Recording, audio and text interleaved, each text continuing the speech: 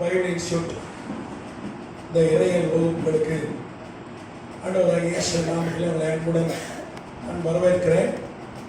நாம் உயிரோடு இருப்பது தேவனுடைய சுத்த கிருபை இறக்கம். இப்படியா நமக்கு இந்த கர்த்தர் இன்ஸ்டியூட்டை ஏற்படுத்தி கர்த்தர் கிருபையை நடத்திட்டு போனாரு. உண்மையான ஐயா சொல்லப்போன ஐயாக்காக குடும்பத்தார் உடல் ஊழியர் வந்திருக்கிற எல்லாருக்காக கர்த்தர் நன்றி சொல்கிறேன். போன வகுப்பில் சபை வரலாறு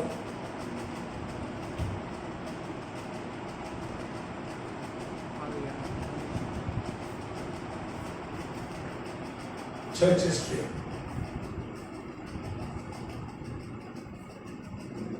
இந்த பாடத்திலிருந்து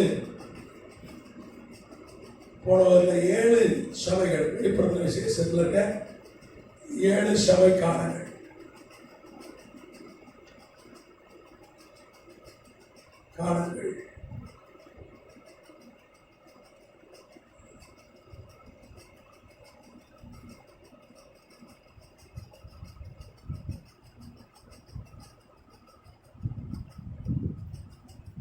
இந்த பாடத்திலிருந்து நம்ம ஆய்வு செய்ய சொல்கிறோம்.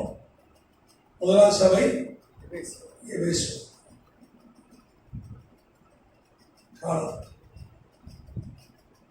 30 கிபி டு 100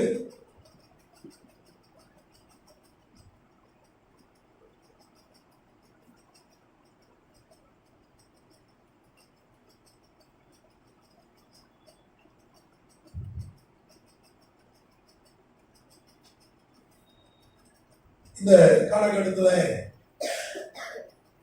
கிபி 30லேருந்து கிபி 100 வரைக்கும் இந்த சபை காலம் தான் எபேசு சபை காலம் என்று அழைக்கப்படுகிறது. அந்த நாமத்துக்கு சோத்திரம். இந்த காலகட்டத்தில் தானே நம்ம நிகழ்ந்த நிகழ்வுகளெல்லாம் பார்த்தோம். எதனாமது சோத்திரம். இந்த காலகட்டத்தில் தானே பெரிய பெரிய சபைகள் ஸ்தாபிக்கப்பட்டது. உலகம் முழுக்க கிறிஸ்தவம் பரவிச்சு, சுவிசேஷம் பரவிச்சு, பெரிய பெரிய ஊழியர்கள் எழுப்பினார்கள், இரத்த சாட்சிகளை மதித்தார்கள். வேத புஸ்தகம் அந்தியோகிய சபையை கொண்டு கர்த்தர் உலகம் உள்ள அனுப்பினார். இந்த காலகட்டத்தில் தான் பைபிள் எழுதப்பட்டது, புதிய ஏற்பாடு. இதுக்கு பிற்பட்ட 96க்கு பிறகு பைபிள் ஒரு வாக்கியம் கூட சேர்க்கப்படலை. கடைசி புஸ்தகம் வெளிப்படுத்த முதல் எழுதப்பட்ட நிருபம் வந்து யாக்கோபுக்கு எழுத நிருபம். யாக்கோபை கொண்டு 45 கிபியில 45 AD ரட்சிப்பட்டு 5 வருஷத்துக்கு புக் எழுதிட்டான். திருமணத்தை கட்ட கிருபை செய்தார். ஆனால் யோவான் வந்து அவன் ரட்சிக்கப்பட்டு 64 வருஷம் கடைசியாக எழுதான். ஒருத்தருக்கும் ஒரு காலநிலை வைக்கிறார். அதான் வேதம் சொல்லு, ஒருத்தர் நீ கம்பேர் பண்ணாத, உன்னை மற்றவரை ஒப்பிடக்கூடாதுன்னு வேதம் சொல்லுது. வெட்கப்பட்டுருவேன். நான் வந்து என்ன ஒரு ஆளோட ஒப்பிட போடுவேன், நீங்கள் இன்னொரு ஆளோட உங்களை ஒப்பிட முடியாது. ஏன்னா உங்கள் கருவெளி வேற, அவங்க கருவெளி வேற, உங்கள் கைரேகை வேற, அவங்க கைரேகை வேற, ஒவ்வொருத்தரும் வித்தியாசமாக படிச்சிருக்காரு. ஒரே மாதிரி கட்டர் படகுல 800 கோடி ஜனம் இருக்கு உலகத்தில், ஒன்னொன்னும் ஒரு ரகம். ஸ்பெஷலாக தனியாக தனித்துவமாக படைத்திருக்கிறார். எனக்கு இருக்க தளர்ந்து உங்களுக்கு கிடையாது, உங்களுக்கு இருக்க தளர்ந்து எனக்கு கிடையாது. ஒருத்தருக்கும் ஒரு தளர்ந்து ஒரு திறமை ஒரு சிறப்பை கர்த்தர் கொடுத்திருக்கிறார். கர்த்தநாமத்துக்கு சோத்திரம். எல்லாருமே தாழ்ந்து உள்ளவர்கள், யாரும் குறைந்தவர்கள் அல்ல. படிப்பு வேறு தாழ்ந்தவர்கள், படிச்சதுனால தாழ்ந்து வருவதில்லை. தாழ்ந்து உள்ளுக்குள்ளே வச்சு நம்ம என்ன பண்ற கர்த்தர் அனுப்பியிருக்கிறார். அபிஷேகம் ஒரு வரம் சொல்லலாம். படிப்பு வேறு, கல்வி வேறு, திறமைகள் தாழ்ந்து வேறு. வேதத்தில் எபிலிட்டி என்று சொல்லப்பட்டிருக்கிறது. கதிராமத்துக்கு சோத்திரம். அப்போ எல்லாருக்கும் ஒரு திறமை இல்லாத யாருங்க இல்லை. பொதுவாக நம்ம என்ன நினைக்கிறோம், பிள்ளை படிக்கிறதுனா முட்டாள், ஃபர்ஸ்ட் ரேங்க் வரப்பட திறமை. இது நம்முடைய வந்து அப்படி ஒரு இதை வச்சு அந்த பிள்ளைகிட்ட மைண்ட் செட் கரெக்டாக சொன்னேன். ஒரு மனநிலை நம்மள நடா பாடுறா பக்கத்துக்கு போய் நல்லா பிடிக்க, அந்த வீட்டுக்கு போய் ஃபர்ஸ்ட் டைம் வாங்க நம்ம வீட்டில் முட்டை வாங்கி வந்திருப்பான், அதில் ஃபெயில் ஆகிருப்பான். இந்த பில்கேட்ஸ் தான் சொன்னார், நான் கிளாஸில் முட்டை ஃபெயிலு, என் கிளாஸில் ஃபஸ்ட் ரேங்க் வாங்கினா என்கிட்ட வேலை பார்க்க, நான் வேலையாக இருக்கேன் அப்படின்னு பில்கேட்ஸ் சொன்னார். அதான் உண்மை. ஏட்டுக்கு கல்வி அதை வைத்தே ஒருத்தனை வந்து ஒருத்தனை வெற்றி பெற்ற முடியாது. எதனாமதுங்க சோத்திரம். 8 சுறாக்காய் கூட்டுக்கு உதவாததுக்காக தான். ஆண்டவர் வந்து ஞானிகளை வெட்கப்படுத்துறதுக்கு பேதைகளை பைத்தியங்களை தான் அவர் தெரிந்து கொண்டார். பலவான்களை வெட்கப்படுத்துறதுக்கு கர்த்தர் பலவீனமான நம்மை போன்ற ஆட்களை தான் தெரிந்து கொண்டார். அவன் தான் தலை சுத்துது, கண் இருட்டுது, இந்த பலவீனமான ஆட்களை தான் கால் வலிக்கு, இப்படிப்பட்ட ஆட்களை தான் கர்த்தர் பண்ணியிருக்காரு. தெரிஞ்ச பெரிய பாடி பில்டர் அவருக்கு வேண்டாம், பெரிய அறிவாளி அவருக்கு வேண்டாம். நம்மள மாதிரி சாதாரண ஆட்கள் தான் அவனுக்கு தேவை. எத்தனாமதுக்கு சோத்திரம். அப்போ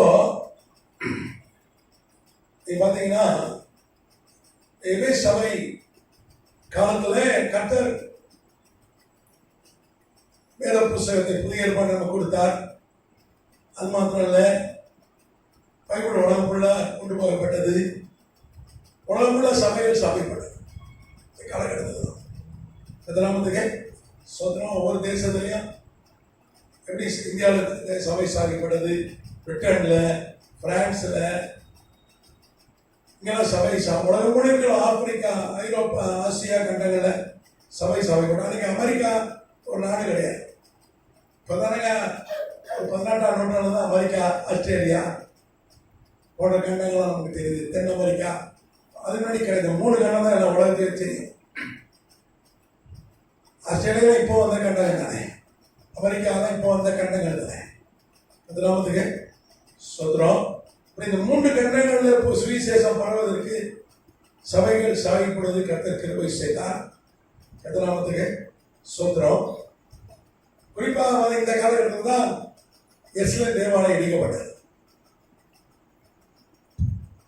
கிபி 70 AD எருசலேம் தேவாலயம்.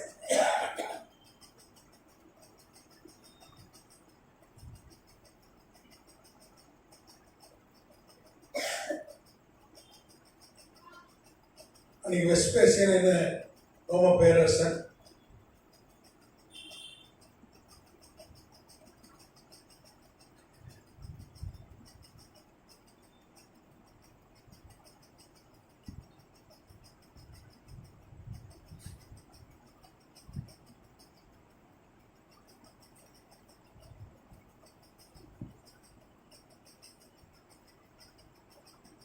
அவனுடைய மகன், என் மகன் டைட்டஸ்,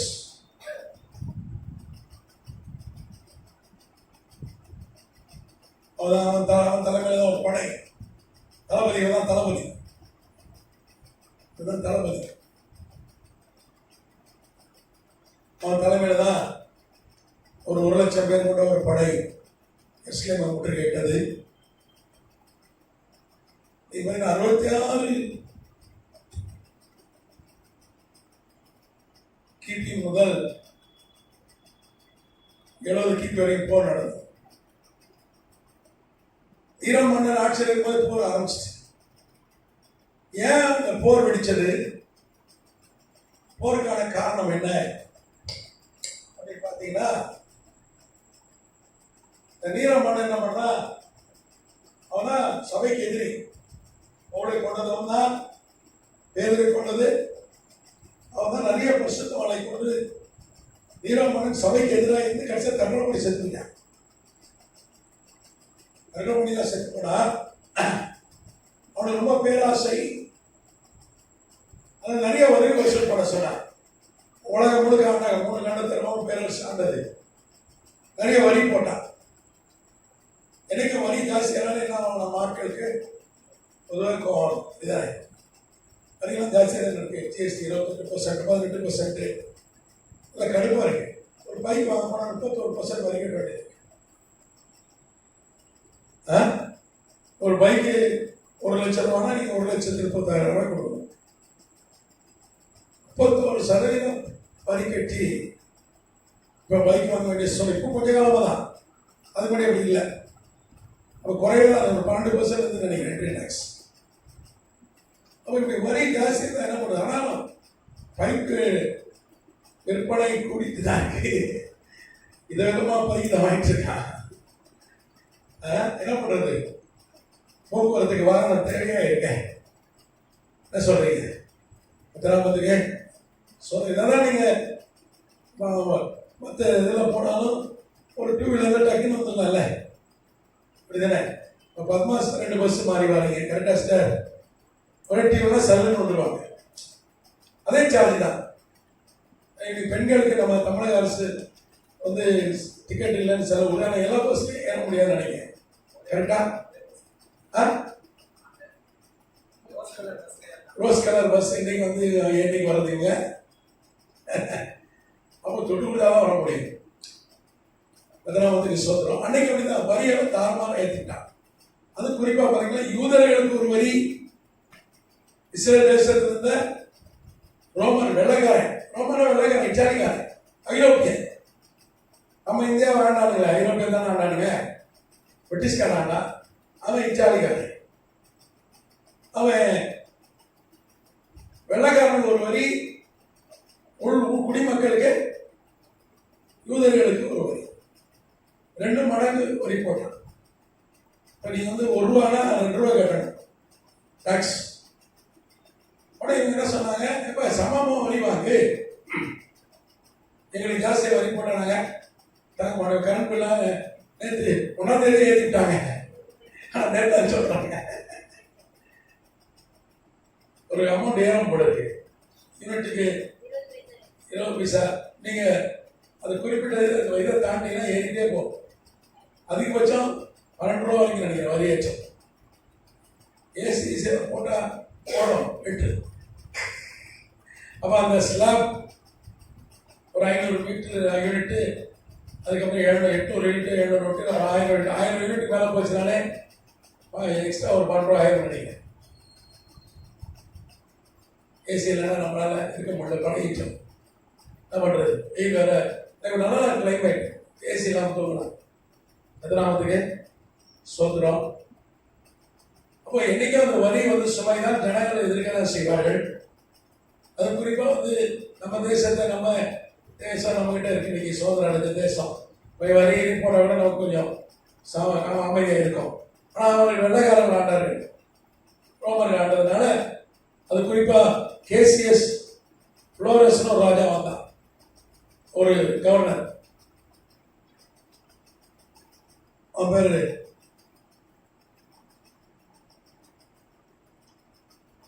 கேசியஸ் புளோரஸ்.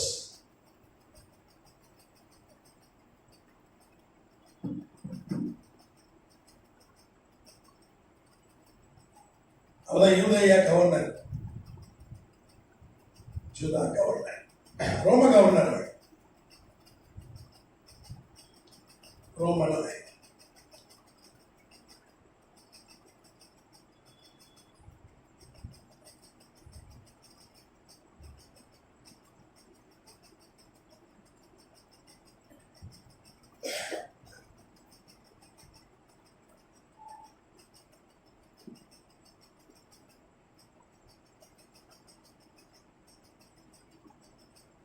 பிலாத்து தான் பாருங்க, ஆண்டவர் இயேசு சிலுவையில அடைவதற்கு ஒப்புக்கொடுத்தாங்க, அதே பதவி 62 வருகிறார். 62 to 62 கிபியில பதவிக்கு வரான். 66 வரைக்கும் தான் இருக்கிறான்.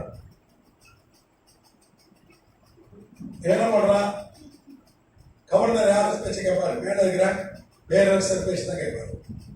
தமிழ்நாட்டில் ஒரு கவர்னர் இருக்காரா, ஒரு பேர் என்ன சொல்லுங்க, RN ரவி. ஆமா, மேதகு கவர்னர் RN ரவி. அவர் யார் ஆளுநர், அவர் யாரா நியமிக்கிறாங்கன்னா மத்திய அரசு நியமிக்கிறது, டெல்லி கவர்மெண்ட். அங்க இருக்கிறவங்க என்ன சொல்ல அதான் செய்வார். அவர் தானா எதுவும் செய்ய முடியாது, செய்ய மாட்டார். அவங்க என்ன சொல்லி தராங்க அதான் செய்வார். அதே மாதிரி நீரோ அங்க பேரரசன் ரோம்ல வந்து உத்தரவு போடுறான், யோ கேசிஎஸ் ஃபாரஸ் நிறைய பணம் அனுப்பியா, நிறைய வரி வாங்கி அனுப்புனா அவங்க என்ன பண்றாங்க, வரியை போட்டு ஏற்றி அனுப்புனா கொதித்து போனார்கள். நீங்க நடக்கவனீங்கன்னா 66 கிபியில பஸ்கா பண்டிகை வந்தது. பஸ்கா பண்டிகைனா வெளிநாட்டுல தான் இருந்து வரும். 50 லட்சம் பேர் வருவாங்க. ஆனால் பஸ்காவை புசிக்க வேண்டும் என்று கர்த்தருடைய உத்தரவு. வாழ்க்கையில் ஒரு வருஷத்துக்கு ஒரு தடவையாக வந்து என்ன பண்ணணும், ஒரு ஆண் மகன் எருசலேம் தேவாலயத்துக்கு வந்து குற்றலை வாரண பலி செலுத்தணும், பஸ்காவை புசிக்க. அது கட்டளை. நீ ஏழையோ யாரோ எங்க இருக்கியோ, நாகர்கோயில கூட குதிரைகள் இருந்தார்கள், சென்னையில் இருந்தார்கள், கோவா, கேரளா, பாம்பேல தான் இருக்காங்க. நீங்கள் எவ்வளவு தூரத்தில் இருந்தாலும் வந்து வருஷத்துக்கு வேண்டி என்ன பண்ணலாம், அட்டண்டன்ஸ் போடணும், கர்த்தர் சமூகத்துக்கு வரணும். அது ஒரு கட்டளை. இல்லைன்னா அந்த வருஷம் ஒன்றும் நடக்காது, உனக்கு ஆசீர்வாதம் இருக்காது. அதனால என்ன நம்ம ஆளுங்களாம் சிலர்லாம் வந்து கிறிஸ்துமஸ்க்கு சபைக்கு போனோம் பார்த்துருக்கீங்களா, ஒரு அதை மனசுல எனக்கு தெரிஞ்ச ஒரு கிறிஸ்தவர் கிறிஸ்துமஸுக்கு போக மாட்டார், கிறிஸ்டின். அவர் மகள் கல்யாணம் ஒரு சர்ச்சைக்கு வந்தார். ஆமா, ஒரு வாழ்க்கையிலே அவர் கல்யாணத்துக்கு சர்ச்சைக்கு போனாரா. அதுக்கப்புறம் அவர் மகளுக்கு கல்யாணம் ஆச்சு. அவருக்கு ஒரு 58-57 வயசுல மகள் கல்யாணம் ஆச்சு. அதுக்கப்புறம் சர்ச்சைக்கு உள்ள ஆட்கள் இருக்கான், பக்தி மான்கள்லாம் இருக்கான். தினந்தோறும் சபைக்கு போன வேதம் சொல்லு. ஏன்னா பழைய ஏற்பாட்டு புதிய ஏற்பாட்டு சபையில தினந்தோறும் என்ன பண்ணாங்க, அப்பம் விட்டார்கள். ஆமா, அதனால தினந்தோறும் சபைக்கு போனதா பைபிள்ல ஆதாரம் இருக்கு. இன்னைக்கு பாருங்க, இந்த வட இந்தியர்கள் குறிப்பா இந்த மார்வாடிகள் பாருங்க, காலையில் எழும்புவான், அவன் காலையில் கோயிலுக்கு போவான். எவ்வளவு பெரிய கோடீஸ்வரனா இருந்தாலும், எவ்வளவு பெரிய பிஸி மேனா இருந்தாலும், அவனுக்கு காலையில் எவ்வளவு இருந்தாலும் கோயிலுக்கு போயிட்டு தான் போவான். கோயிலுக்கு சுற்றி தான் குடியிருப்பான், கோயிலுக்கு தூரமா இருக்க மாட்டான். இந்த ஜெயின மதம், ஜெயின் டெம்பிள், அவன்கிட்ட பக்தியை கற்றுக்கணும். நம்ம எவ்வளவு பெரிய ஆளுந்தாலும் நம்ம பார்க்க முடியாது, கோயில் போயிட்டு வந்தா பார்ப்போம். நீங்க பார்த்துருவீங்க, சகோதரப்பட்ட போல எல்லாம் காலையில பிஸியா கோயிலுக்கு போவோம். ஜீவனுள்ள தேவனை ஆராதிக்கிறோம். ஆனா அவரை வந்து அட்லீஸ்ட் வருஷத்துக்கு ஒரு காட்டியாவது வாங்க மாட்டேது. தூரமா இருக்கீங்க, சரி வருஷத்துக்கு ஒரு வாட்டி வாங்க. அன்றைக்கு பஸ்கா, இந்த பஸ்கா பண்டிகைக்கும் போதுதான் இந்த பிரச்சனை ரொம்ப பெருசாகுது. என்ன சொல்றா, எப்ப நான் 62 இருந்து உங்களை பாக்குற, எவ்வளவு வரி கட்ட மாட்டேங்கிறீங்க, வரி பாக்கி ஜாஸ்தி வச்சிட்டீங்க.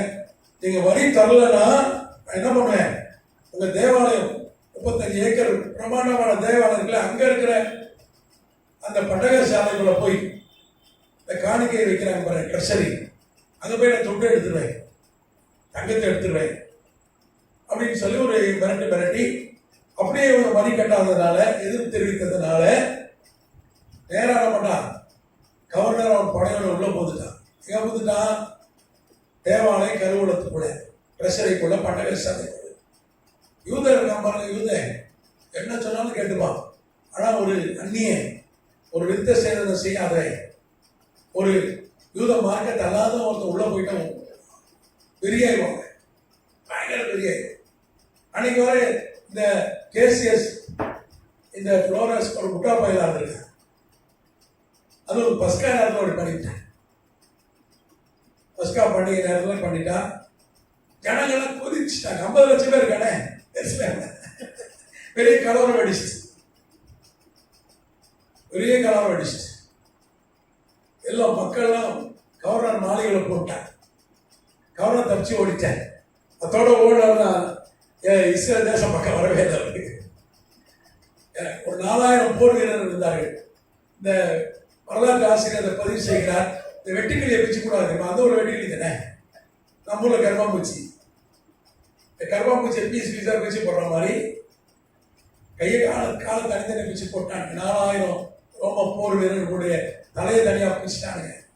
பெரிய கலவரம் வெடித்தது. கலவரத்தின் விளைவாக ரோம பேரரசு ராணுவம் அதிகாரம் ஓடிச்சாங்க. நீங்க பாத்தீங்கன்னா அன்னைக்கு ஏரோது அக்ரிப்பா 2ன்னு ஒரு ராஜா இருந்தான். இவன் வந்து கலிலேய அரசன். நீங்க பைபிளை பாருங்க, ஏரோது கலிலேய அரசன், யூதேயாவுக்கு பேராத்து இருந்தான் ஆண்டவராகிய இயேசு கிறிஸ்து காலத்துல. அவன் கவர்னர் மாதிரி தான் அக்ரிப்பா. அவனும் ஓடி போயிட்டான். கலவரம் வெடிச்சவன எப்ப நம்ம தலையை பிடிக்கிறானுங்க, கை காலை பிடிக்கிறானுங்க. அரண்மனை காலி பண்ணி குடும்பத்தோடு ஓடிட்டாங்க, எல்லாம் ஓடிட்டாங்க. ஆளுகையில் இருந்து அத்தனை பயன் ஓட்டம். ஒரு பெரிய புரட்சி வெடித்து விட்டது. 50 லட்சம் பேருக்கு ஒழித்து எழுந்தான். இப்ப என்ன ஆயிடுச்சு? இஸ்ரேல் தேசம் பிடிச்சிட்டாங்க. ரோமர் கையில் வந்து யார் பிடிச்சிட்டா? மக்கள். புரட்சி வெடிச்சுட்டு 66 இருந்து அவர்கள் ஜூடியன் ப்ரொவிஷனல் கவர்மெண்ட், அதாவது ஒரு ஒரு அரசாங்கத்தை ஏற்படுத்த, ஒரு ஜனநாயக அரசாங்கம் மாதிரி, ஒரு கூட்டு அரசாங்கம் மாதிரி ஒரு அரசாங்கத்தை அவர்கள் ஏற்படுத்தினார்கள். நீங்க பாத்தீங்கன்னா பிரதான ஆசாரியன் அல்ல, ஒரு அனானஸ் பென் அனானஸ் தான் தலைவர். கூட்டு அரசாங்கம், அது யூத அரசாங்கம். அடிக்கிறதுக்கு ஏதாவது இருக்கா?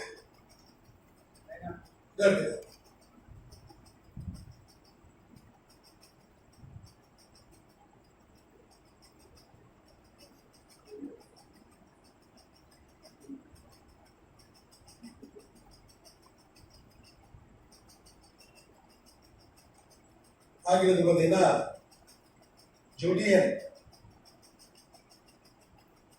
Provisional government.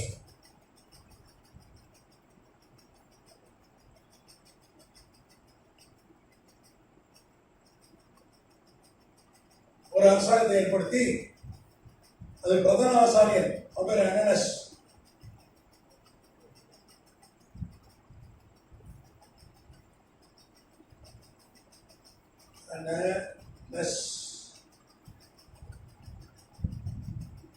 பென்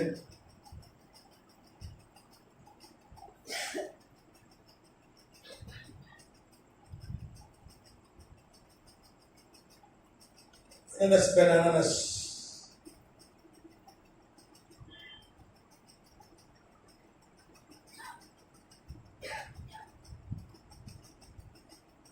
இவர் தலைமையில தான் ஒரு அரசாங்கம். அப்புறம் ஜோசப் பென் குரியன், ஜோசப்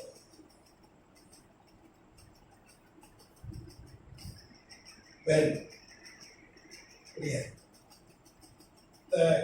கேரளக்காரனா குரியன் பேர் வைக்கலாம் தெரியுமா? அது காரணம் என்ன? யூதர்கள் இருந்தார், நிறைய குரியன் இருந்திருக்க.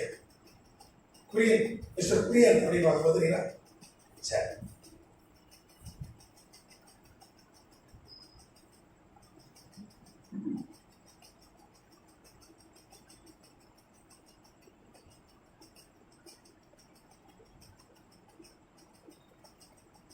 அப்புறம் ஜோசுவா பென் காம்லா.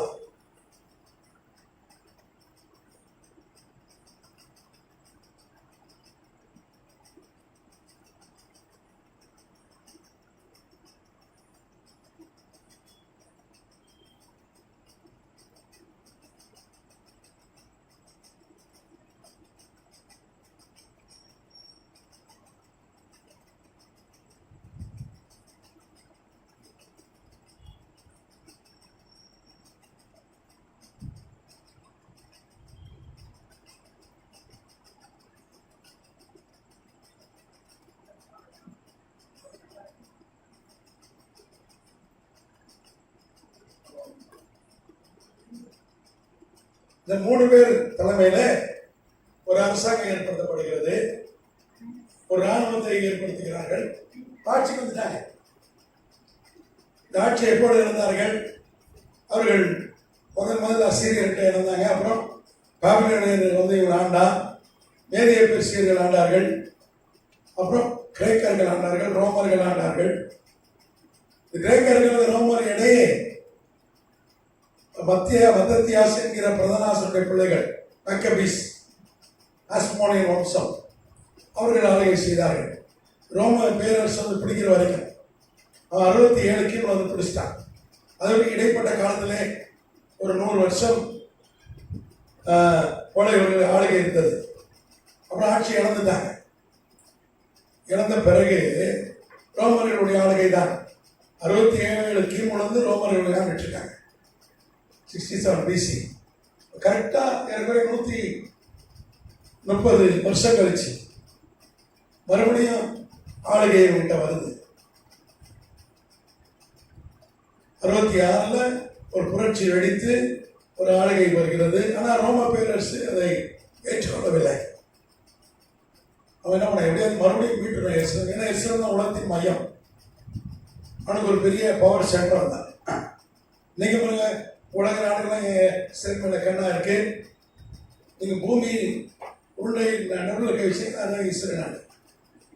அதனாலதான் எல்லா டிரான்ஸ்மிட்டர்ஸும் அங்கே வச்சிருக்கோம். எல்லா டிவி சேனல்ஸ், சர்வர்ஸ் நம்ம தான் உலகம்ல வரோம். சென்டரில் தானே போகிறோம். ரைட்டா? ஃபேனுங்க போடுவாங்க வீட்டில், சென்டரில். மூளையில் ஃபேன் போட்டால் அவன் மூளை இல்லாத அர்த்தம். யாரும் போட மாட்டேன்.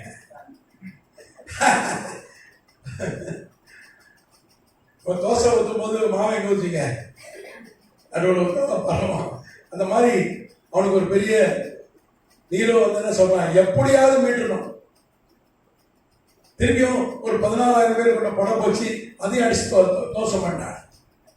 முடியல. ஒரு தொடர்ந்து முற்றுகையிட்டு கொண்டே இருந்தார்கள். நீரோ மன்னனால முடியல, அவன் செத்து போயிட்டான். நீரோ மறிச்சு கொண்ட பிறகு எஸ்பேசியன் வருகிறான்.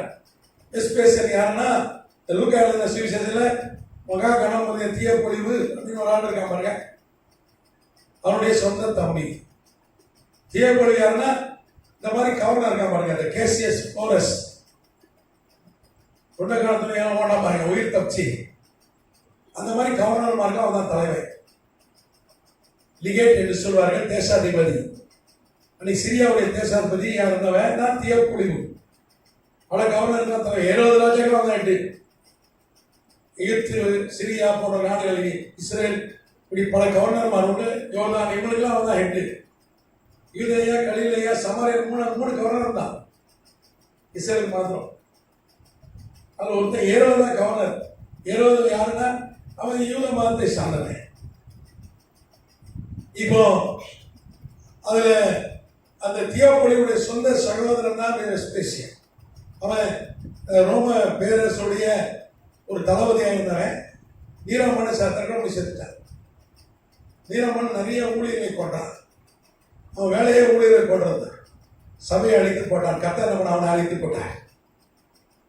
அவன் போர்க்களத்தில் அவன் கத்தியை நட்டி, ஈட்டியை கத்தியை நட்டி உழுந்து செத்துட்டான். சாமுவேல் சொன்னா இயேசு கிறிஸ்து தான் ஜெயிச்சான்னு சொல்லி செத்தான். அவன் ஆண்டவருக்கு விரோதமாக எழுதுனவன். கர்த்தர் என்ன பண்ண அவனை அதான் பண்ணிட்டான். நசேனாக இயேசு நீங்க ஜெயிச்சிட்டீங்கன்னு சொல்லி தான் வந்து அதான் வரலாறு சொல்லு. அப்படி சொல்லி செத்தான். Jesus of Nazareth you won, நீங்க ஜெயிச்சிட்டீங்கன்னு சொல்லி தான் விழுந்தான். அவன் சபையை அழிக்கிறது எவ்வளவு ட்ரை பண்ணா முடியல. கர்த்தர் அவனை அழித்து போட்டார். அதுக்கப்புறம் வெஸ்பேசியன் அந்த பதவி போறான். வெஸ்பேசியன் பதவி ஏற்றவன எப்படியாவது மீட்டணும்னு சொல்லி என்ன பண்றான், தன் மகன் தலைமையில ஒரு படையை அனுப்புகிறார். இந்த இடையில பாத்தீங்கன்னா இவர்கள் வந்து ஒற்றுமையெல்லாம் போயிட்டாங்க. இடையில சீலட்டுன்னு ஒரு இயக்கம், சீலட்டுறது ஒரு அரசியல் கட்சி. அவர்கள் வந்து எங்களுக்கும் நாங்களும் ஆளுகள் எங்களுக்கும் பங்கு வேணும் அப்படின்னு அடிச்சுக்கிட்டாங்க. அதனாலதான் இவர்கள் உள்ளே பிரச்சனை வந்து விட்டது. அது குறிப்பா ரோம பேரரசு முற்றுகையிட்டார்கள். எஸ்பேசியன் வந்து டைட்டஸ் முற்றுகையிட்டார்கள். உணவு சப்ளைலாம் நிறுத்திட்டாங்க, எல்லா சப்ளையும் நிறுத்திட்டாங்க. அது ஒரு பிரச்சனை ஆயிடுச்சு. எல்லாம் எருசலேம் கோட்டைக்குள்ள தாங்க. கலிலேயா பிடித்தார்கள், அங்கே 1,00,000 பேரை கூப்பிட்டாங்க. அப்புறம் எருசலேமை பிடித்தாங்க. நீங்க பாத்தீங்கன்னா நாமத்துக்கு சுதந்திரம் கிபி 70 அவர்களுக்கு வந்து அந்த போர் முடிவுக்கு வந்தது. ஒரு பெரிய வெற்றி பெற்றார்கள். அந்த இடத்துல தீ பிடித்து தேவாலயம் எரிந்து விட்டது. அதுக்கப்புறம் எருசலேம் பட்டணமே தீக்கிரைக்கப்பட்டது. அன்னைக்கு மாத்திரம் 11,00,000 பேர் பொதுமக்கள் செத்து போனாங்க. எவ்வளவு பேர் செத்தாங்க? கலிலேயா 1,00,000 பேர் செத்தான். 11,00,000 பேர் யூதேயாவில் செத்து போனாங்க. 11,00,000 பேர் செத்து போனாங்க. அது தீயில எரிஞ்சு போயிட்டாங்க. நீங்க பார்த்தீங்கன்னா ஜோசபஸ் பிளேவியஸ் வரலாற்று ஆசிரியர், ரோம வரலாற்று ஆசிரியர், அவர் எழுதுகிறார்,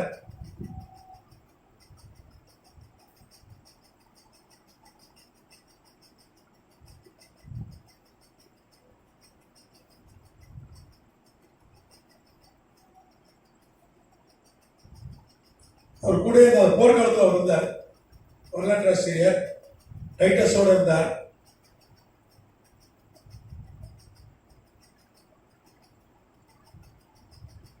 வரலாறு சொல்லுது, எழுக்குள்ள சண்டை, இந்த 3 பேர் தலைமை தாங்கி ஆளுகை செய்தார்கள். சீலட் இயக்கம் அவனுக்கு விரோதமாய் வந்தது.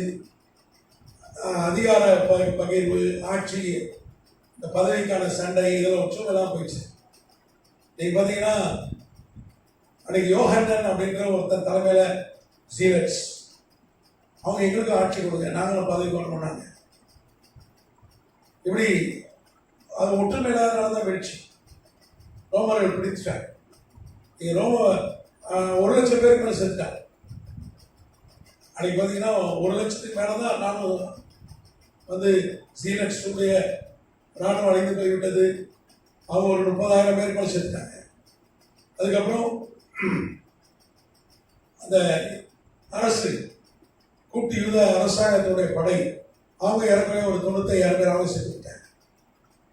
பெரிய அழிவு, ராணுவே ஒரு 1,00,000 காலி, அது போக 11,00,000 பேர் செத்து போனாங்க.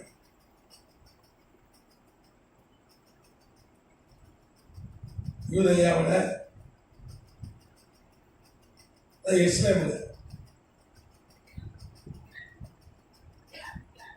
அதுக்கப்புறம் 1,00,000 பேர்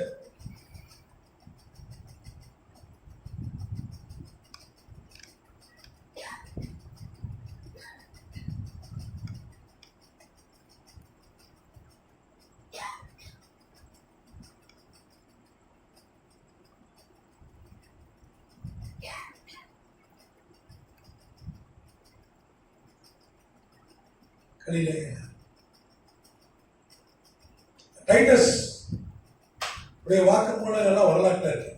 ஜோசபஸ் கூட இருந்தார் இந்த போர் நடக்கும் போது. ஏன்னா வரலாற்று பொதுவாக இருப்பாங்க, அவர்கள் அரசாங்கத்தால் நியமிக்கப்படுகிறவர்கள் அவங்க தான் எழுதுவாங்க, நடக்கிறது தான், ராஜா கூட இருப்பாங்க. அவர் ஜோசப் பிளேவியஸுடைய வரலாறு என்ன சொல்லுதுன்னா, இவர்களே கொடுத்துட்டாங்க. எருசலேம் கோட்டை பெரிய கோட்டை தாண்டி வர முடியல, உச்சகை என்னதான் இட்டாலும் அவங்களால வர முடியல. டைட்டஸும் அவருடைய படைகளும் அங்கே காத்திருந்தது. நீங்க குறிப்பா பாத்தீங்கன்னா ஆண்டவரே திருக்க சொன்னார் இந்த மாதிரி ஒரு சம்பவம் நடக்கும். நீங்க மத்தேயு 24:1 வாசிங்க.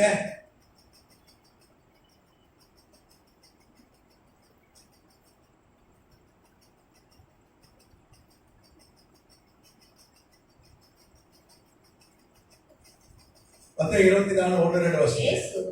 தேவாலயத்தை விட்டு புறப்பட்டு போகையில் அவருடைய சீஷர்கள் தேவாலயத்தின் கட்டடங்களை அவருக்கு காண்பிக்க அவரிடத்தில் வந்தார்கள். இயேசு அவர்களை நோக்கி, இவைகளை எல்லாம் சொல்லுங்க, படிங்க. இவைகளை எல்லாம் பார்க்கிறீர்களே, இவ்விடத்தில் ஒரு கல்லின் மேல் ஒரு கல் இராதபடிக்கு எல்லாம் இடிக்கப்பட்டு போகும் என்று மெய்யாகவே உங்களுக்கு சொல்லுகிறேன் என்றார். ஆண்டவரே திருக்க சொன்னார், ஒரு கல் மேல் ஒரு கல் இராதபடி இது பாழா போயிடும். அது மாத்திரம் இல்ல, இன்னொரு காரியத்தையும் சொன்னாங்க. எல்லாம் அழுதாங்க. அவர் கத்தனை மன்னிப்பாங்க. அவர் பவனியா எருசலேம் கழுத மலை ஏறி பெரிய பவனியா 10,00,000 பேருக்கு மேல வந்தார்கள். தேவாலயத்தை சுத்திகரித்தார். அங்கே கடையெல்லாம் அடிச்சு, சூப்பர் மார்க்கெட் அடிச்சு நொறுக்கினார். அதுக்கப்புறம் எருசலேமுக்காக அழுதார். இந்த காரியத்துக்கு தான் அழுதார். ஏன்னா ஒரே நாளில் 12,00,000 பேர் கொல்லப்பட்டார்கள். அதுவும் 11,00,000 பேர் தீயில கருகி செத்தார்கள். ஒரு தீ விபத்தில் 11,00,000 பேர் செத்தது உலக வரலாற்றில் இதுதான் முதல் தடவை. தீ விபத்து 11,00,000 பேர் எரிந்து போனார்கள். 97,000 பேரை கைதியாக கொண்டு போயிட்டான். அந்த பெண்கள், சிறு பிள்ளைகள், வாலிபர்களை கைதியாக கொண்டு போய் அடிமையாக வைத்துட்டான். ரோமர்கள் அடிமை வியாபாரம் செய்தார்கள். பெரிய அழிவு ஏற்பட்டது. இந்த காரியத்தில், சம்பவத்தில் பெரிய அழிவு ஏற்பட்டது. அப்போ அந்த டைட்டஸ் ஆண்டவரே என்ன பண்ணாங்க, மண்மேடாக்கி மண்ணை கொட்டி கொட்டி கோட்டை வரைக்கும் வந்துட்டாங்க. மண்ணை சுமந்து கொட்டினாங்க. ஆண்டவரே சொன்னார், அந்த எஸ்ரேல் பட்டதுக்காக வரும்போது சொன்னார், அந்த ஒரு மலையை மண்ணில் மலையை உண்டாக்கி உடனே வந்து பிடிப்பாங்கன்னு சொன்னேன். 18 லட்சம் பேருக்காக கண்ணீர் காடுதான். அன்னைக்கு மறிச்சு போனாங்க பாருங்க. 12 லட்சம், நானும் ஒரு 1.5 லட்சம், 13 லட்சம் பேர் மறித்து போனாங்க ஒரே நாள். அதுக்கு தான் அழுதாரு. அப்போ ஆண்டவர் அதை முன்னறிவிச்சார், இப்படி ஒரு நடக்கணும். ஏன்னா இப்போ பாவங்கள். ரெண்டாவது கிறிஸ்துவே என்ன பண்ணாங்க, சிலுவையில பாவங்கள் ஆட்டுக்குட்டி அவரை சிலுவையில் அடைந்ததுடைய விளைவுகள் அதெல்லாம் கர்த்தர் அழுதார். அவருக்காக அழும்போது என்ன சொன்னார், எனக்காக அழாதீங்க, உங்களுக்காக உங்க பிள்ளைகளுக்காகவும் இந்த சம்பவத்தை தான் சொன்னேன். அப்போ ரோம படை மண்ணை கொட்டி கொட்டி ஒரு ஒரு ரோடை போட்டு உள்ள நுழையிற நேரத்தில் இவங்க அடிச்சுக்கிட்டாங்க. ஜீலட்ஸும் இந்த கூட்டு யூத அரசாங்கம் ஒன்று கூட அடிச்சுக்கிட்டு, அப்போ ரோம படை வந்து தேவாலயத்தில் புகுந்து அவன் தீட்டுப்படுத்திடக்கூடாங்க. தேவாலயத்தில் தான் தீ கொடுத்திருக்காங்க. அது குறிப்பாக இந்த ஜீலட் என்கிற ஒரு புரட்சி இயக்கம் அரசாங்கத்துக்கிட்ட பங்கு கேட்டாங்க பாருங்க. இந்த யோகானன் என்கிற தலைமையில் அவர்கள் தான் என்ன பண்ணா, ஃபர்ஸ்ட் தீ கொடுத்து விட்டது அவங்க தான். இங்கே டைட்டஸ் வந்து ஒரு வாக்குமூலங்கள் வரலாற்று பதிவில் இருக்குது. அவன் சொன்னான், நாங்கள் ஒன்றுமே செய்யலை, நாங்கள் போர் செய்யலை, நாங்கள் யுத்தம் பண்ண, அவங்க தேவன் அவங்களை அழைத்து போட்டாங்க. அவங்க பயங்கரமான தேவன் அவரை அழித்து போட என் கண்ணால் பார்த்தேன் அப்படின்னு. இப்போ மெண்டல் ஆகிட்டான், இப்போ மனநிலை பாதிக்கப்பட்டவன். கொஞ்ச நாளைக்கு வெற்றி விழா வச்சாங்க, வெற்றி விழா போக மாட்டேன்ட்டான், நான் ஜெயிக்கலன்ட்டான். அவர்கள் தேவனே அவனை அழியா, யெகோவா தேவனே அவனை அடிச்சிட்டாங்க அப்படின்னு அவன் சொன்னான். ஜோசப் பிரவேசாரா எழுதுறாரு. அவன் கம்பெனி தான், நாங்கள் யாரையும் வெட்டலை கொள்ளலை, அவர்களே நம்ம தீயில கருகி செஞ்சுட்டாங்க, ஒருத்தர் வெட்டி செஞ்சுட்டாங்க. ரோம படம் என்ன ஆயிடுச்சு, தங்கம் தேவாலயத்தில் ஒரு கோடி கிலோ தங்கம் மேலே உடைகால் 1,25,00,000 கிலோ தங்கம் இருந்தது. இது 2ஆம் தேவாலயம். கர்த்தர் யாரை கொண்டு கட்டி கொடுத்தான் தேவாலயத்தை? கோரேஸ், செருபாபேல், யோசுவா 3 பேரை கொண்டு கட்டி கொடுத்தான். கோரேஸ் அது பணம் கொடுத்தான்.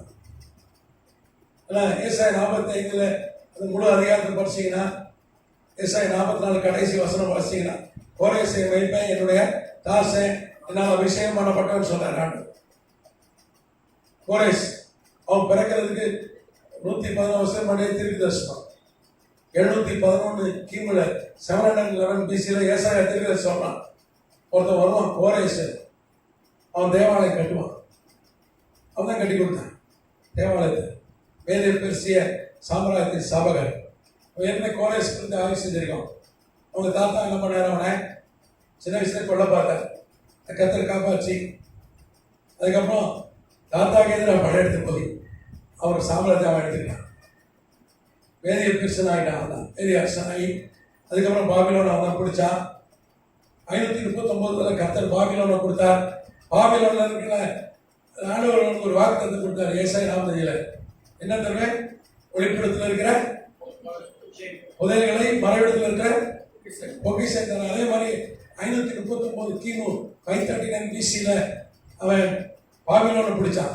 சண்டை கிடையாது, யுத்தம் கிடையாது, ஒன்றும் கிடையாது. கதவை திறந்து வச்சுட்டான் கவர்னர். நம்ம ஏற்கனவே பார்த்துருக்கோம். கோப்ரியாஸ் ஒரு கவர்னர் தான், பாபிலோனை கவர்னர். ராஜாவுக்கு அவனுக்கு பிரச்சனை. அதில் என்ன பண்ணிட்டான், துரோகம் பண்ணிட்டான் பாபிலோன் அரசுக்கு. கதவை திறந்து வச்சுட்டான்.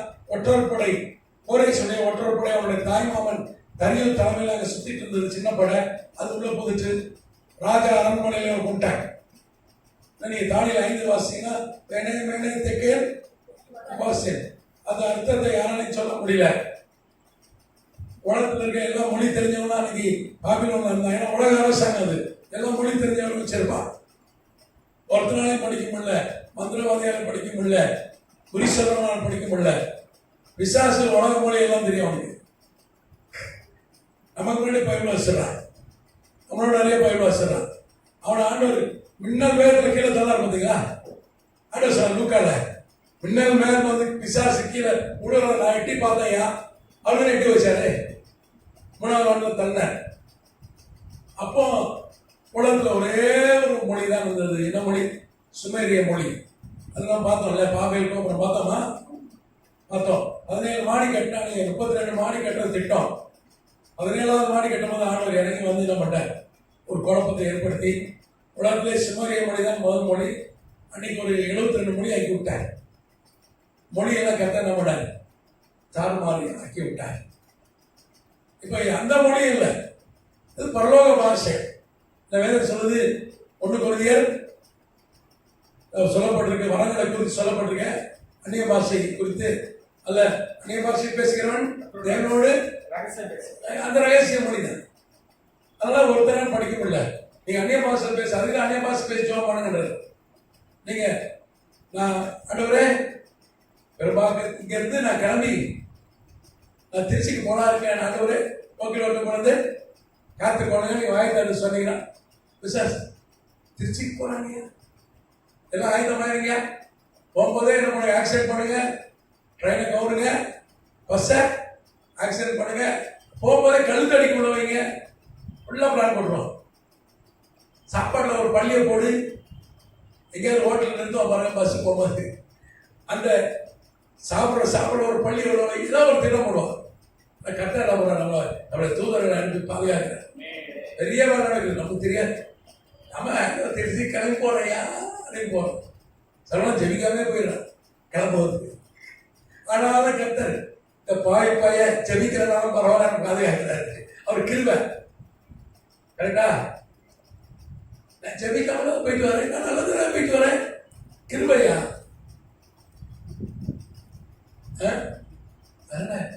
உங்க வாய் தந்தே சொல்லக்கூடாதியா, சொன்னா பிசாசு கேட்டுருவான்.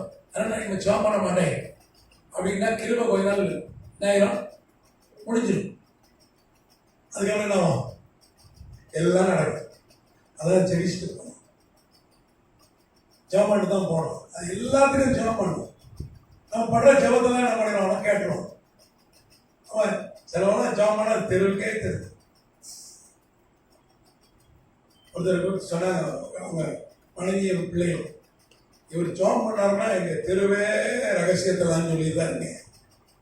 ஆளுநர் வந்து கத்துற எங்க பிரச்சனையெல்லாம் தெரிவித்து கொஞ்சம் மெதுவா ஜெபம் பண்ண சொல்லுங்க, சவுண்டு கம்மி பண்ணி ஜெபம் பண்ணுங்க அப்படின்னு சொன்னேன்.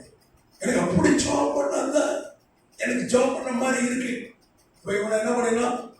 ஒரு கண்ணாடி ரூம்ல போட்டு ஏசியா போட்டு பூட்டிடு. ஆண்டவர் சொன்ன ஜெபிக்கும் போது என்ன பண்ணு? ஆமா, எதுக்கு சொன்னாரு? ஊருக்கே சொல்லாத, கேட்கலாம். ஆனா நீ ரகசியமா வாய் தந்து ஜெபம் பண்ணா கூட ஒருத்தன் கேட்டுனே இருப்பான். கர்த்தர் கேட்பாரு, வேற யாரு கேட்பா? அதுதான் அந்நிய பாஷையில நீ ஜெபம் பண்ணா மண்டே பிச்சுப்பான். அவனுக்கு அந்த மேனே தெற்கிற பாஷை படிக்கிறதுக்கே முடியல. ஆனா பரிசுத்த ஆவியை பெற்ற ஒரு தேவ ஊழியன், ஒரு தீர்க்கதரிசி தானியேல் வந்து அதை படிச்சான்.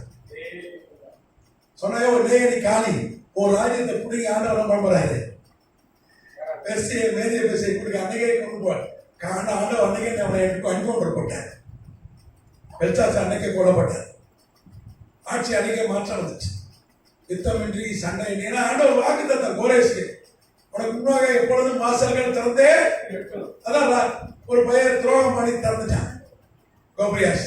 இல்லைன்னா பாபிலோன் கோட்டை 30 மாடி உயரம், 300 அடி கோட்டை, 100 அடிக்கு மேல இரும்பு கதவு, ஒரு பையனாலே ஒன்றும் செய்ய முடியாது. பாபிலோனை ஒருத்தன் பிடிச்சான்றதெல்லாம் நான் கனவா அப்படின்னு இருக்கும். காரணம் ஒரு வாக்கு தத்தம் கோரேஸ். நான் உனக்கு முன்னே போய் கோணல் அளவுகளை இப்படிதான் ஆண்டவர் திறப்பார் கதவுலாம். பாபிலோன் கதவே தரமா, கதவுலாம் திறக்க நீ பாரு. அவ்வளோ உயர கதவு, அவ்வளோ பெரிய கோட்டையை கடந்துட்டேன். அது காரணம் வாக்கு தத்துவம். நமக்கு வாக்கு தத்துவம் இருக்கு. வாசல்கள் உனக்கு முன்பாக திறந்து வைப்பேன் ஆண்டவர் வாக்கு கொடுத்துருக்கேன். கதவுகள்லாம் திறக்கும். இதெல்லாம் வந்துக்கு சோத்திரம். அப்போ இங்கே தேவாலயம், 2ஆம் தேவாலயம் கர்த்தர் கோரேசை கொண்டு ஒரு பிரம்மாண்டமாய் கட்டி கொடுத்தார். இன்னைக்கு அப்படி தேவாலயம் கட்டினா 150 லட்சம் கோடி ஆகுன்றாங்க. இன்னைக்கு தேவாலயம் இருக்கிற இடத்துல ஒரு 1,00,000 பெர்ஷாங்கிற ஒரு மாற்று மதத்துடைய வழிபாட்டு தலம் இருக்கிறது. அதனால இன்னைக்கு தேவாலயம் கட்டப்படல. ஒரு இஸ்ரேலுக்கு ஒரு அரசாங்கம் இருந்தும் உலகத்திலே ஒரு சக்தி வாய்ந்த நாடா இருந்தும் வேலையை போக சண்டை போட்டுட்டு இருக்கான். போர் செஞ்சுக்கிட்டே இருக்கான் இஸ்ரேல். 24 மணி நேரம் யுத்தம் நடந்து கொண்டே இருக்கிறது. உலகத்தில் பெரிய பணக்கார யூதர்கள் தான். உலகத்துக்கு 80% பணம் மட்டும் தான் இருக்கு. ஆனால் ஏன் கட்ட முடியல? பணம்லாம் ரெடி வச்சிருக்காங்க. டெம்பிள் இன்ஸ்டியூட் 1983 ஸ்டார்ட் பண்ணி அந்த 1,25,00,000 கிலோ தங்கம் வச்சிருக்கான். இசைக்கருவி செஞ்சிட்டான், ஆசாரிய ட்ரெஸ் செஞ்சிட்டான். பணி செலுத்துறதுக்கு கடாரி, சிவப்பு கடாரி உலகத்துல இல்லை. சிவப்பு கடாரி அணிஞ்சிட்டு எப்படி நம்ம ஊரில் சிட்டுக்குருவி எல்லாம் போயிட்டோம். சிட்டுக்குருவி இருக்கோம் இல்லை, நல்லா சின்ன வயசுல அப்படியே பழக்கம். அதனால் இந்த சிட்டுக்குருவி பார்த்துட்டே ஸ்கூலுக்கு போவோம். சிட்டுக்குருவி எங்கே போய் தேடுறதுன்னு தெரியல, அழிஞ்சு விட்டாரு. அதே மாதிரி சிவப்பு கடாரி அழிஞ்சு விட்டாரு. அந்த இனத்தை மறுபடியும் என்ன பண்ணிட்டான், அந்த மரபணெல்லாம் போட்டு உருவாக்கி வச்சிருக்கான். கடாரிகள்லாம் எல்லாம் ரெடி. ஆனால் என்ன ரெடி இல்லை, ஆசாரியர் கூட ரெடி. இடத்த கொடுத்தா புள்ளி கட்டிடுவான், இடம் இல்லை. அந்த இடத்துல ஒரு பிரமாண்டமான தேவாலயம் இருந்தது. அந்த தேவாலயத்தை தான் இந்த டைட்டஸ் தலைமையிலான படை, எஸ்பேசியன் பேரரசுடைய படை, ரோம படை இடித்து போட்டது. அது இந்த காலத்தில் நடந்தது. இந்த முதல் சபை காலம், இவை சபை காலத்தில் இது நடந்தது. டைட்டஸ் வெற்றி விழாக்கே போக மாட்டேன்ட்டான். நான் ஒன்றுமே செய்யலை, நான் இங்கே ரோம படை ஒன்றும் செய்யலை, எதுக்கே நாங்கள் கொண்டாடணும் வெற்றி விழா? அவங்க அப்பா எவ்வளோ கொடுப்பதை மறுத்துட்டான். இன்னைக்கு பார்த்தீங்கன்னா வரலாறு சொல்லுது, ரோம பேரரசு யுத்தம் பண்ணி கொள்ளைக்கு தான் போவானுங்க. யுத்தம்னா என்ன, ஒரு நாட்டு படை தங்கத்தை எடுத்துருவானுங்க. ஆனால் இப்போ எதுக்காக நடந்தது? பொண்ணுக்கு, மண்ணுக்கு, பெண்ணுக்கு. இதுதான் 3 தான் போகும். சண்டை எடுத்துருக்கோம், ஒரு பொண்ணு தயாராக இருக்கும். அந்த பொண்ணை கேட்டுருவா, கொடுக்க மாட்டேன்ருவான். பாயா போய் சண்டை போட்டு நீங்களாம் சாம நான் என்ன பண்ணுறேன், அந்த பொண்ணை தூக்கி வந்துடுறேன். மோசையோட 27 வயசுல ஒரு பொண்ணை தூக்கி வேண்டாம். என்ன பொண்ணை தூக்கி வேண்டாம்? எத்தியோப்பியா பொண்ணை தூக்கி வேண்டாம். அந்த போரில் போய் ஜெயிச்சு. ஏன்னா அவங்க அம்மா ஹாட்ஷேப் சுட், அவள் தான் மகாராணி. ஹாட்ஷேப்புடைய புருஷன் பார்வோன் தட்மோசே 2 செத்து போயிட்டான். அதுக்கப்புறம் அடுத்து மோசையெல்லாம் வரணும். மோசை வந்து யாரு, சொந்த பிள்ளை இல்லை, தத்து பிள்ளை. அதுவும் எகிப்தியனா தான் வந்திருக்கலாம், அந்த ராயல் பிளேடாக தான் வந்திருக்கலாம். அந்த சட்டம் அவனை அனுமதிக்கல, அதனால அவங்க அம்மா வந்துட்டான். ஆனால் ஆட்சி செய்யறது மோசை. ஆட்சி செஞ்சிருக்கோம். மோசை தனக்குன்னு கேட்ட பிரமிட்லாம் இருக்கு. லக்சர் என்கிற இடத்துல ஈஜிப்ட்ல தனக்குன்னு ஒரு கல்லறை கட்டிச்சான். செத்து போன பிறகு எனக்கு ஒரு பிரமிட். நம்ம மோசையுடைய தாயார் அந்த மம்மின்றாங்க, டெட் பாடியை. நம்ம பிள்ளைகளை என்ன சொல்லி கொடுக்குறோம்? Mummy, daddy. அப்பா அப்பா சொல்லாத, படிக்காத நினைச்சிடும். வெள்ளக்காரன் யாராவது மம்மின்னு கூப்பிட்டு பார்த்துருக்கீங்களா? Mom, dad. பிள்ளையை திருத்துக்க, மாம் சொல்லுங்க, டாட் சொல்ல. மம்மின்னு அர்த்தம் dead body. Hi mummy, hi dead body. பணமே பிள்ளைய அவ்வளோ தாயை பார்த்து சொல்லுது, பணமே, டெட் பாடியே. டெட் பாடினா நாரி புழு கொடுத்து போயிருக்கு. அதனால அந்த அம்மா இருக்கும்போது உறவுகள் நல்லதான் இருந்தது. என்னைக்கு டெட் பாடினா அதுக்கப்புறம் இந்த டெட் பாடி பிள்ளையெல்லாம் கிணத்துல போட ஆரம்பிச்சிட்டான். கள்ளக்காரங்க பிள்ளை போட ஆரம்பிச்சிட்டான். நிறைய தாய்மார்கள் பிள்ளை போடுறாங்க. செய்தி எப்போ வருது? மம்மின்னு கூட்டம் வந்துட்டாங்க. சும்மா சொல்றாங்க. அதான் மம்மின்னு சொல்றதா பிள்ளைங்க மாமன்னு சொல்லுங்க. மாம் இப்போ ஸ்டைலாக போச்சு. நம்மளாம் வெள்ளக்கார ஆச்சு. நம்மளாம் யாரும் சோறு திங்கிறது இல்லைக்கும், எல்லாம் பிஸ்ஸா பர்கர் தான். அப்படிதான் பெருமைக்கு தான் நம்ம திங்கிறான். திருட்ட வியாதி ஆஸ்பத்திரியில் கியூ நிற்கான். ஒரு இன்சூரன்ஸ் வேலை போட்டுறான்னா சம்பாதிக்கிறதுக்குள்ள ஆஸ்பத்திரி எங்கே ஜாஸ்தி கொண்டு போய் ஆஸ்பத்திரி தான். உள்ளுக்குள்ளே வண்டி ஓடுது, பேட்டரி கார் ஓடுது, தனியார் ஆஸ்பத்திரிக்குள்ள. ரயில்வே ஸ்டேஷனுக்கு தான் ஓடுறன்னு பார்த்தா ஆஸ்பத்திரி. பிளாட்ஃபார்ம்ல ரயில்வே பிளாட்ஃபார்ம் ஓடுற மாதிரி படிச்சுட்டு இருக்கு. ஜெயிச்சு கூட்டம் இருக்கு. எல்லாம் இந்த விளையுது. சரியான டாக்டர் என்ன சொல்றான், ஒழுங்க இந்த மண்ணில் விளையாடுற திடனியா? நம்ம ஆள் என்ன பண்ணுவான், அப்படியே செரி செரி ஃப்ரூட் வேற என்ன இருக்கு, டிராகன் இதுதான் திங்கும். என் பிள்ளைகள் அதான் திங்கும். எங்க பிள்ளைங்க கொய்யாக்காய் மாம்பழம் ஆலப்பழம் திங்காது. அது ஒரு பேச தின்னுபிட்டு அங்கேதான் போய் நிற்கணும். இல்லை உன் பிள்ளை கரெக்டா? கொஞ்ச நாள் இந்த பசங்களை நடக்க முடியாமல் படுத்துட்டு கந்தே வீல் சேரில் போயிடுவாங்க. இந்த வாலிப்பாங்க எப்போ இருக்காது செல்போன் தான் சொல்றாங்க, கேம் ஆடிட்டே இருக்காங்க. ரொம்ப கெட்டு போயிட்டாங்க. ஒரு உடல் உழைப்பு இல்லை, அது என்ன செய்யறது தெரியல. கடைக்க போக மாட்டாங்க, ஆன்லைன்ல பொருள் வந்துடுது, வீட்டு வாசல கொண்டு வந்து கொடுத்துட்டு போயிடுறாங்க, சாப்பாடு கொடுத்துடலாம். ஆன்லைன்ல எல்லா வேலையும் பார்த்து சம்பளமும் பேங்க்ல போட்டுறாங்க.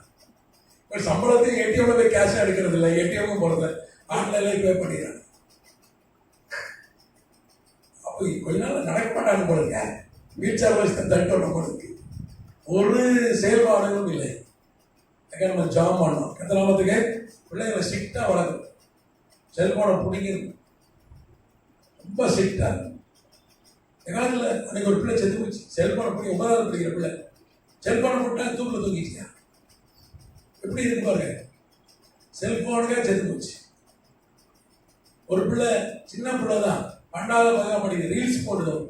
அம்மானும் என் பிள்ளை ரீல் போடுது, ரீல் போட 1 நிமிஷம் ரீல் ஃபேஸ்புக்கில் ஏதோ ஒன்று போடுறது. ஒரு வீடியோ எடுத்து எங்கள் வீட்டை பார் என்ன பார். பொம்பளை பிள்ளைலாம் வரவே கூடாது, சமூகத்துக்கு ரொம்ப டேஞ்சர், ரொம்ப ஆபத்து. அதெல்லாம் போட்டு என் பிள்ளை ரீல் போட பெருமையாக சொல்கிறான். அறிவு கேட்ட அப்புறம் ஆத்தாலும் முட்டாளாயிடுச்சு, கேவலமாயிடுச்சு பிள்ளை வளர்க்காங்க, பெருமையாக சொல்கிறான். எங்கள் பிள்ளை ரீல் போடும் மாஸ்டர், நல்லா ரீல் போடுவோம். வணக்கம்மா. பிரமை கையானதும் மகனை இஷ்டத்தில் விடப்பட்ட பிள்ளை. ஆமா, வெட்கலாம் அவனையும் வெட்கலாம் சொல்றான், அறிவு கேட்டேன். சரி, அன்னைக்கு 11 லட்சம் பேர் கீழே கருகி செத்தார்கள். அவன் சொல்றான், டைட்டா சொன்னான், தேவனுடைய உக்கிர கோபத்தை நான் பார்த்தேன் அப்படின்னு அவன் பதிவு செய்திருக்கான். இந்த பயங்கரமான சம்பவம் அப்பதான் நடந்தது. அங்கெல்லாம் ஒழுங்கி ஒரு கல்லுக்கு இன்னொரு கல் இடையில போயிட்டு ஆண்டவர் சொன்னார், ஒரு கல் மேல் ஒரு கல் இராதபடி. இவங்க ரோமர் எழுத மாட்டாங்க, ஒரு கல்லை தட்டி தட்டி அந்த தங்கத்தை எடுத்துட்டு போயிட்டாங்க, எதை கொண்டு போயிட்டாங்க. அப்போ இதே சமய காலத்தில் இந்த பிரமாண்டமான தேவனை இடிக்கப்பட்டு அதுக்கப்புறம் தேவாலயத்தை கெடித்தரலையே. அவர் சிறுவனை தகும்போது சொன்னார், பிதாவே உடைய கையில ஆவியை ஒப்பு வைக்கிறேன்னு சொன்னோன்னா ஒரு பெரிய பூமி ஏற்பட்டது. கும்பரான எர்த்குவேக் 6.4 மேக்னிடியூட்ல ரெக்டர் ஸ்கேல்ல பூமியை ஏற்பட்டது. தேவாலயத்துடைய அந்த தூண் உடைந்து போனது. அந்த பரிசுத்த மகாபரிசுத்த இடையில ஒரு 1/2 அடி திக்னஸ்ல சிறை 2ஆய் கிழிந்தது. அதெல்லாம் ஒழிச்சிட்டார். அடைக்கூட கட்டடம் தேவாலயம் அல்ல, நீதான் தேவாலயம். 1 சொல்லு, யார் தேவாலயம்? நானா, நீதான் வாசம் பண்ற தேவாலயம், கட்டடம் தேவாலயம் அல்லன்ட்ட. அதோட சோலை முடிஞ்சிட்டு. அதனாலதான் கட்டித்தரல. கட்டித்தராம இருப்பாரா? கட்டடம் தேவாலயம் அல்ல, கட்டடம் சபை அல்ல, நாம் தான் தேவாலயம். எல்லாம் கூடாதான் சபை, எல்லாரும் கூடி வரதான் சபை. சபை கூடுதலை ஒரு விட்டு விடாதபடி ஒருவருக்கு ஒருவர் வேற எதுக்கு புத்தி சொல்லாத, இது கட்டாயம் புத்தி சொல்லு, வேற சொல்லு. மற்றபடி உன் வேலையை பாரு, நீ யார் விஷயம் தலையிடாத, உன் வேலையை பாரு தான் வேதம் சொல்லுது. ரோட்ல போற நாய் காதை திருவிழா கடிச்சு கூடாது. அதே மாதிரிதான் நீ அடுத்த விஷயத்துல புத்தி சொன்னீங்கன்னா உனக்கு பிரச்சனை வரும்னு நீதிமன்றம் சொல்லியிருக்கேன். ஆனால் ஒன்னே ஒன்று சொல்லியிருக்கேன், சபைக்கு போனா அவர் பார்த்து எப்போ போடல ஏன் வரல கேட்கணும் அப்படின்னு வேதம் சொல்லுது. ஏன்னா சபை கூடுதல் அது ரொம்ப முக்கியம். காரணம், கிறிஸ்துவின் சரீரமாகிய சபையில நம்மள யாரு? ஒரே மெம்பர்ஸ். நம்மளாம் ஒரு அவயமா இருக்கிறோம். கண்ணு அமெரிக்காலையும் காது இந்தியாவில இருந்தா வாங்கி வந்த சரீரம்.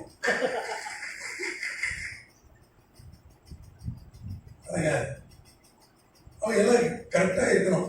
கண்ணு எங்க, அது என்னங்க அந்த கண்ணு போய் ட்ரீட்மெண்ட்டுக்கு கழட்டி எங்க மாமா பையன் அமெரிக்கா போனா அதுல ஒரு லென்ஸ் மாட்டிட்டு வர சொன்னேன். கிடைக்குமா? அப்படிதான் இருப்பா. நீங்க உள்ள ஆன்லைன்ல பாத்தீங்கன்னா எங்க சுவிசேஷ கூட்டத்துக்கு போயிட்டு வந்தாலும் சபைக்கு வர மாட்டேங்க. நான் ஒரு சுவிசேஷ கூட்டத்துக்கு இடையில போயிட்டேன். கொஞ்சம் சுவிசேஷ ஊழியர்கள் அங்கங்கே நடத்துறாங்க. பிரேயர்ஸ். அவங்க வந்து கோபுரங்களை கட்டி வைத்திருக்கிறார்கள். அதில் கவுண்டர் வச்சிருக்காங்க. பேங்கோட அங்கே தான் கூட்டம் ஜாஸ்தி இருக்கு. அங்கே போய் பணத்தை கட்டிட்டு அங்கே ஒரு சபை நடத்துகிறாங்க. அதுக்கு போயிட்டு அதோட சண்டே சர்வீஸ் வர்றதில்லை. நீ ஞாயிற்றுக்கிழமை ஆராய்ச்சி பரவாயில்ல, கேரண்டி இல்லை. அது சொல்லிடுங்க மக்களுக்கு. நீங்களாம் அதுக்கு உங்களுக்கு சொல்லலை, தப்பாக நினைக்காதீங்க. பொதுவாக நான் சொல்ல இந்த இதை பார்க்குறவங்க இட்டி விட மாறாங்க. அதில் சபை கூடுதல் ரொம்ப முக்கியம். ஆன்லைன் போதாது. அப்புறம் ஆன்லைனில் நரகத்தை இருந்துட்டு ஆன்லைனில் தான் பரவத்தை பார்க்கணும்.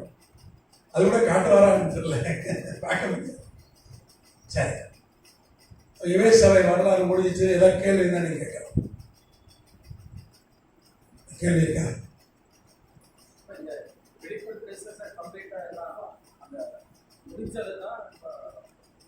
அது 95 அவனுக்கு 96 கர்த்தர் தரிசனம் வெளிப்படுத்துறாரு. இனி நடக்க போகுது. ஏன்னா அவன் காலத்துக்கு பிறகு நடக்கிறது தான். அப்ப அந்த இவே சபை காலம் வந்து நடந்து முடிஞ்சது. ஏன்னா அவன் 70 கிபி யோவான் இருக்கும்போது, அப்ப இந்த 30 இருந்து 100 வரைக்கும் இவே சபை காலம். அப்ப இதெல்லாம் நடந்தது இவே சபை. இந்த 7 சபையை நம்ம காலங்கள் ஆய்வு செய்யற போதும் ஒரு சபை வரலாறு மறந்து விடலாம்.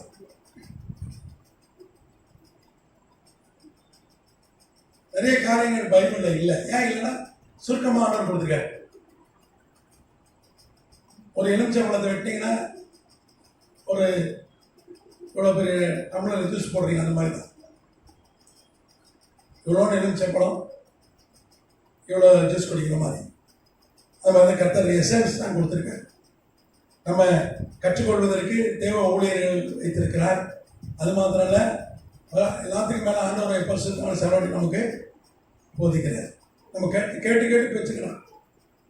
எனக்கு யார் சொல்லிக் கொடுத்தா? எனக்கு யாரும் சொல்லி தர? கர்த்தர் சொல்லிக் கொடுத்தார். நான் சொல்லி முதல்ல ஜெபம் தான், ஏதாவது போதிங்க, கற்றுக் கொடுங்க. ஜெபம் பண்ணி தான் ஆண்டவர் கற்றுக் கொடுத்தா. ஆண்டவரை பரிசுத்தம். இந்த மாதிரி இந்த பாணியில் போதிக்கிற ஆட்கள் ரொம்ப குறைவு.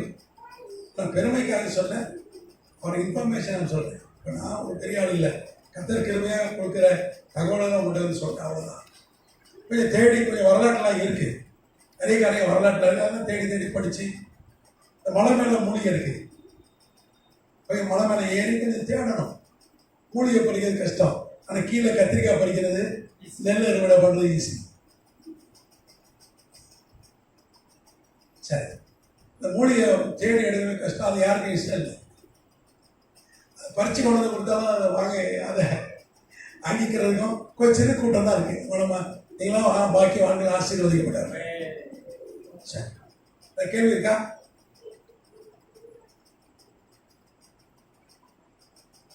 சொல்லுங்க.